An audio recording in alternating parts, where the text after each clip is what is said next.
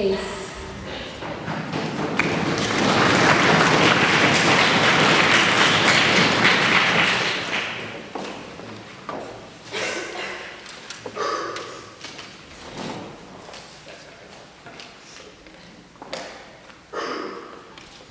Ladies and gentlemen, I'd like to point out to you all, right here and right now, that torture is defined as a crime against humanity on the same level as rape and genocide.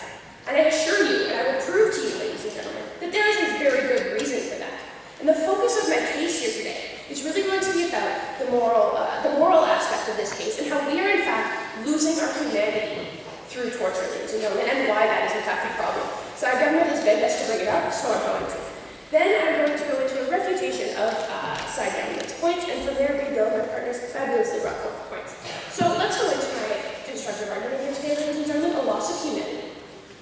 We fight terrorism, ladies and gentlemen. Why? And I think we can all agree that that is because terrorism is a threat to humanity, is a threat to human life. But, ladies and gentlemen, that means in turn that we are in two wars. We are in a war against terrorism, and we are in a war to protect humanity. And I think that that's something that we can all agree on here today in this debate. But if we're losing our humanity in the process of fighting a war to protect our humanity, what are we really winning in the process, ladies and gentlemen? And that is what I want to talk to you about today in my constructive argument. So let me get right into it. Ladies and gentlemen, by engaging in torture, what are we really doing? As my partner brought forth, first of all, we are deliberately abusing and removing someone's identity. And ladies and gentlemen, what this essentially means is that we're forcing ourselves through someone's identity, through their culture, their beliefs. Okay, sorry about that. and until there's nothing left to try and get information. Because it is the identity that stands between the torturer, and the terrorist. But ladies and gentlemen, by deliberately abusing and removing someone's identity, what are we really doing? And I'm going to continue here. So what we're doing is a couple of things. First of all, as my partner brought up, this taking away of someone's dignity, of someone's identity, ladies and gentlemen, I think we can all agree, that is morally wrong, okay? We don't want to step in through someone's identity to try and obtain information that my partner has proven to today we can't get through torture. No thanks, guys. All right, but something else in this point that I'd really like to bring up, something a little bit that hasn't been brought up today here, is that what we're really doing is throwing ourselves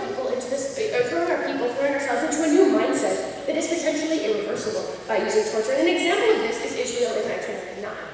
Ladies and gentlemen, when Israel made torture illegal, I'd like to identify that the torture rates in Israel didn't actually go down after that point, indicating that the culture was sort of stuck in this pro-torture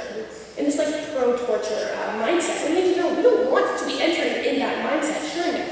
Why is that mindset so bad, so long as it's protecting our people?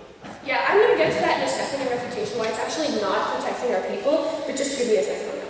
Okay, so essentially, ladies and gentlemen, what I'm telling you here today is that terrorism is not only morally wrong for what it does to someone's dignity, what it does to someone's identity, by stripping it away forcibly through pain and suffering that is often extensive, really, that is the definition of torture, for it to be extensive and severe, but we're also throwing ourselves into this mindset of a potentially irreversible mindset of torture. But the next thing that I want to point out about torture is that it's often used beyond its effectiveness. All right, ladies and gentlemen? So for an example of this would be KZM being waterboarded 180 times. Ladies and gentlemen, there was a memo issued that said to the torturers of KZM that if it was used repeatedly, more than say 2 or 3 times, they're not going to get any information from it. So we'd like to know why they did it 180 times when they knew it wasn't going to work. Ladies and gentlemen, it was used beyond its effectiveness. And at that point, it becomes torturing someone for fear and pain. And ladies and gentlemen, that is morally abhorrent, sure. But wouldn't you say that's something to be said about the procedures of torture as opposed to the philosophy of torture itself? But one comes with the other, Daniel. But by supporting the philosophy of torture, these procedures are coming with it. So we see that that's going to be a problem. So we see that by supporting torture, you are potentially going to end up with torture that's being used in excess and with this mindset of people using torture that may not be reversible in the future. And we don't really want that. Okay, so ladies and gentlemen, to round this off, by terrorizing terrorists, as I brought up in the POI, what are we really accomplishing? Ladies and gentlemen, we're trying to protect our humanity, but are committing a crime against humanity. I'm bad at math, but I'm not that bad at math. That doesn't work, okay? You can't try and protect your humanity and then commit a crime against it. We win nothing in the end. No thanks, Daniel. All right, and basically, as I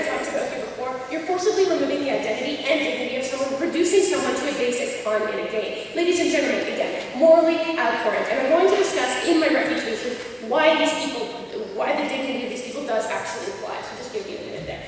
Basically what we're doing is reducing these people to a base level, and we lose what we set out to save. Ladies and gentlemen, this is counterproductive, and it doesn't take us anywhere. We lose in general.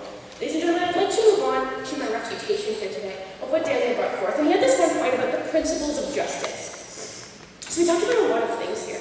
One of the first things he talked about was how we need the most information possible when he was talking about the pillars of the justice system. But ladies and gentlemen, as my partner proved to you today in his point, you don't get the most information possible through torture. An FBI memo was sent out, or an FBI report was sent out that the FBI in history has gained no helpful information ever through torture. Ladies and gentlemen, torture doesn't work.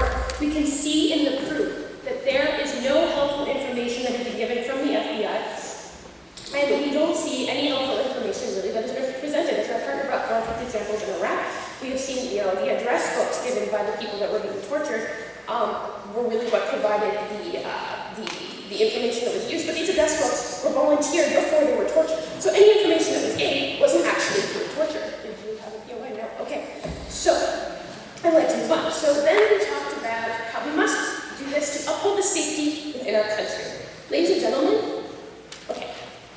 I think that's a really interesting argument to talk about how, this is going to save people within the United States. And this sort of connects to a point my partner brought forward.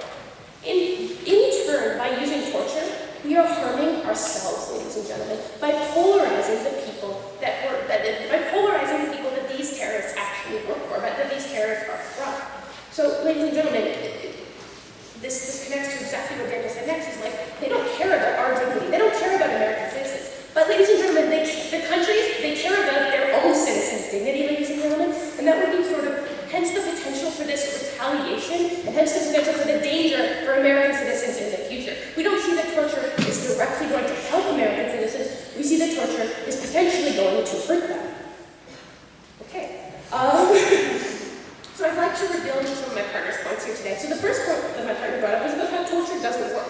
Ladies and gentlemen, we've seen in history that torture has been proven not to work, and how it sort of creates this good guy, bad guy mentality. That's exactly what my partner said to me today. And Daniel did some refutation at this point, and really he reviewed again that we need the most information possible. We need to try. It's our government's duty to try.